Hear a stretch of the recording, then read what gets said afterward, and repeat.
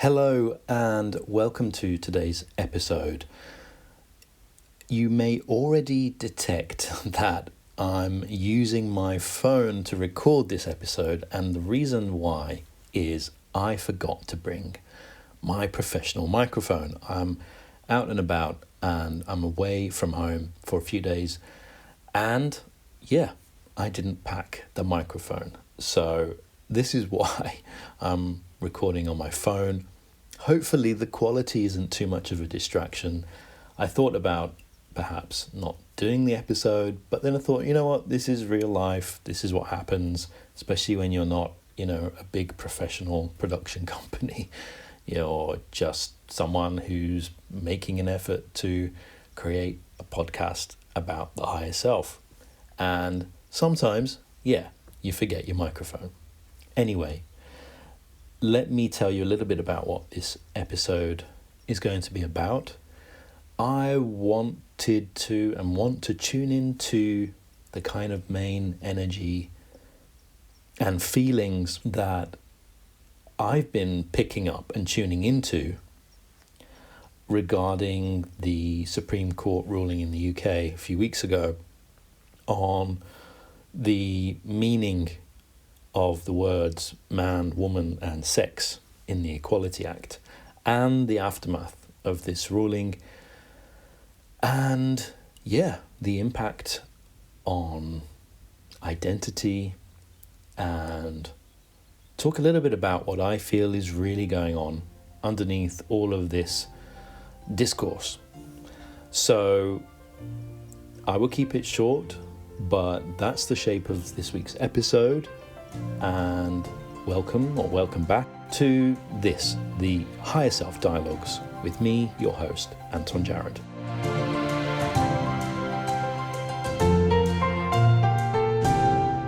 With a little bit of background, the UK Supreme Court ruled that in the Equality Act of 2010, the words man and woman referred to biological sex.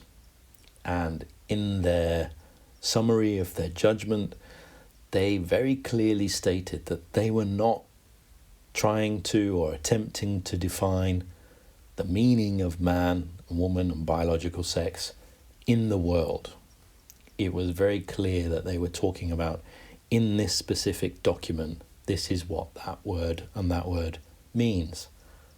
Nevertheless, society, people, groups with different interests have taken the ruling to say something about our identity and what our identity is based on. And it's that I wanted to talk about today, because for me that shows me, it tells me that what's happening is a lot of fear, a lot of difficulty and a lot of challenge and anxiety around the issue of identity, and in particular, who owns our identity, who can stipulate and say what our identity is, who can define it if we can't define it ourselves. Because what has gone on is a battle here between two different groups who feel that, in a way, they have the right and ability to say what identity is.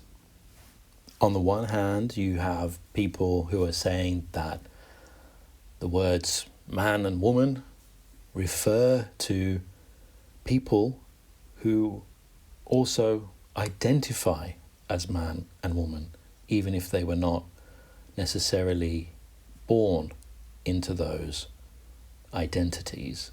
And on the other side, you have people saying, no, that's not right. A man and a woman can only be what you were born with or born as. And there are many undercurrents and forms of fear around identity around sovereignty. On the one hand, the group that is identifying the words man and woman with biological sex are fearing that their identity is being usurped or co-opted and relativized, that the ground of their identities, which they have had and on which they have based their identity, is being pulled out from underneath them. So their identity feels very shaken and on a very insecure foundation.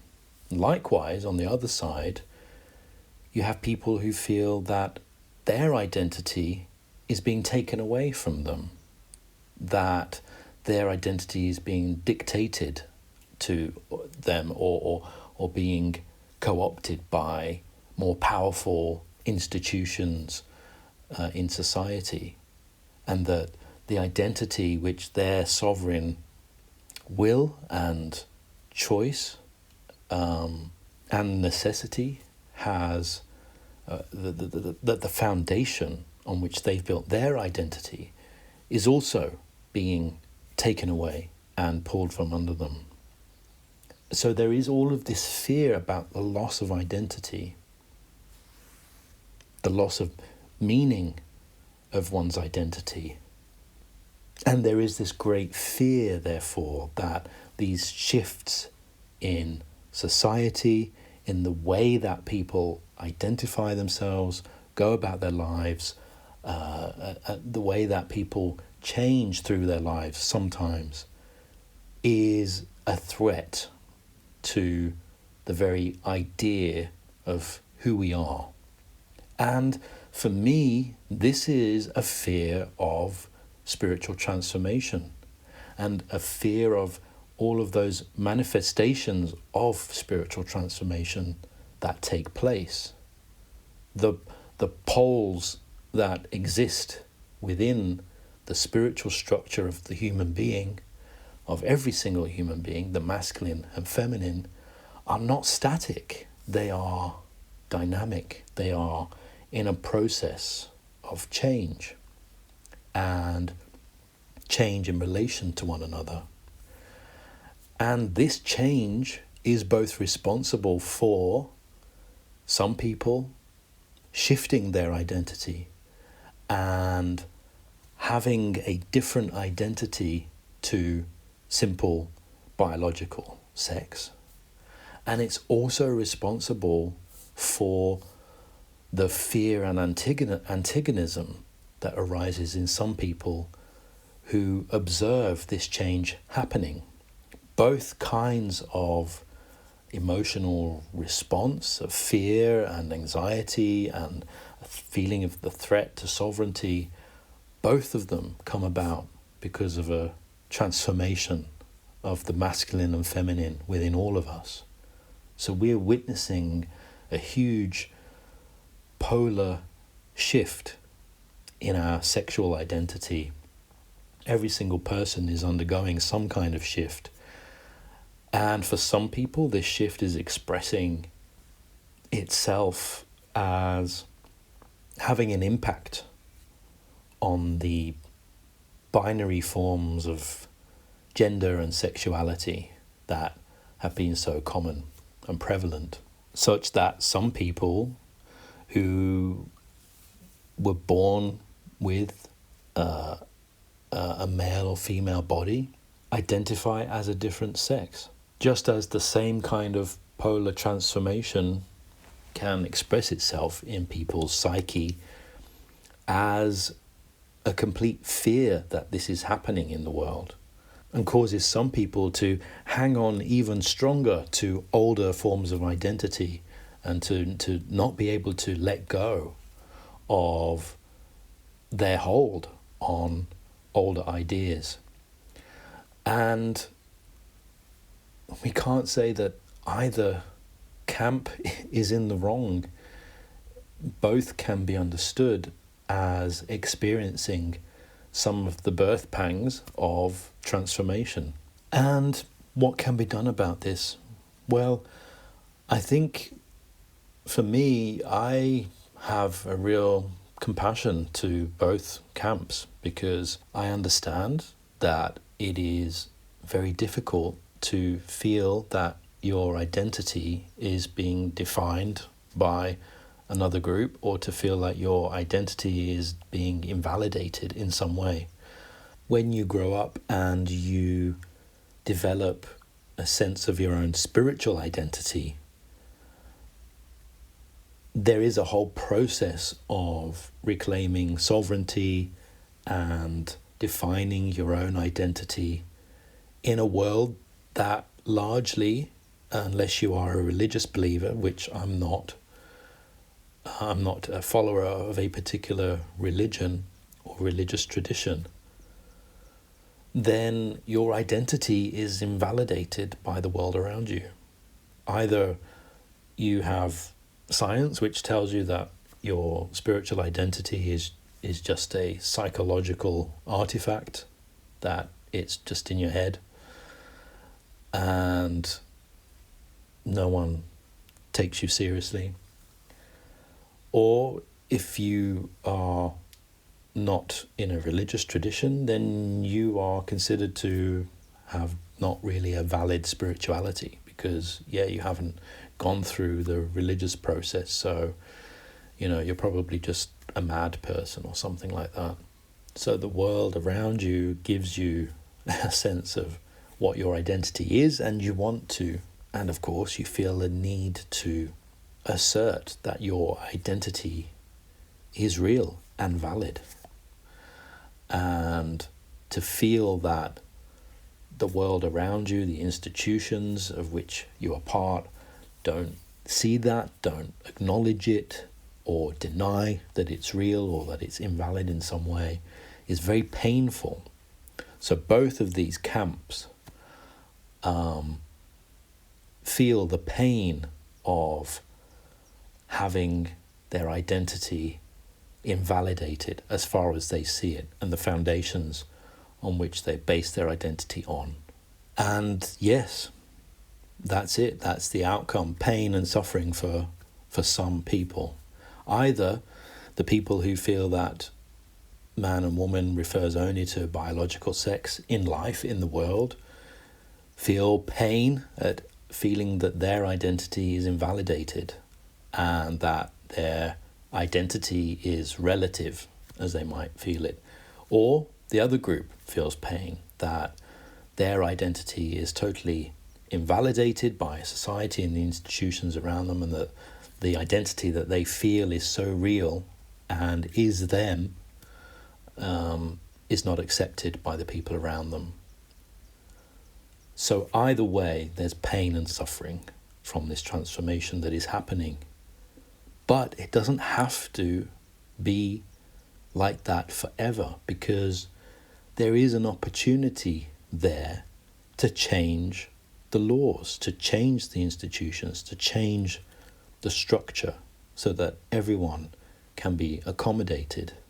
We can create a society in which everyone's identity can have a valid and meaningful foundation, and in which we can talk about what sex, what man, what woman, what gender is, what identity is. They are hard and difficult conversations, but we can create laws and institutions and social structures that accommodate the reality of being. And in a way, this is what is happening. The current form and shape of this particular issue is such that one line has been drawn in the sand, but that does not mean that the issue is settled and that further actions and reactions and thesis, antithesis and synthesis is not going to keep on playing out at all, because society and the institutions and laws that we create reflect the reality of where we are at the time. And the reality is that we are a species in flux, in transformation, and so our society will necessarily transform as a result. There's nothing to be afraid of, nothing to worry about or have anxiety about, but of course people will. And actions like these cases and challenges in the public space about what means what is all symptomatic of this transformation taking place.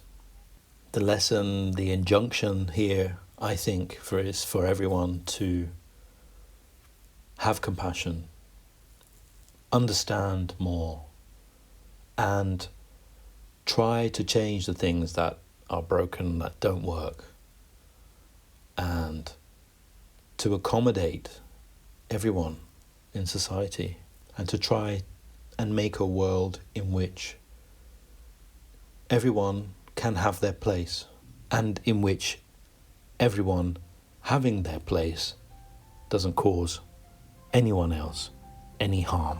Thank you so much for listening. That is me for this week. I appreciate your patience with the quality of this recording. If you've got this far, thank you very much, and I will see you next time on the Higher Self Dialogues.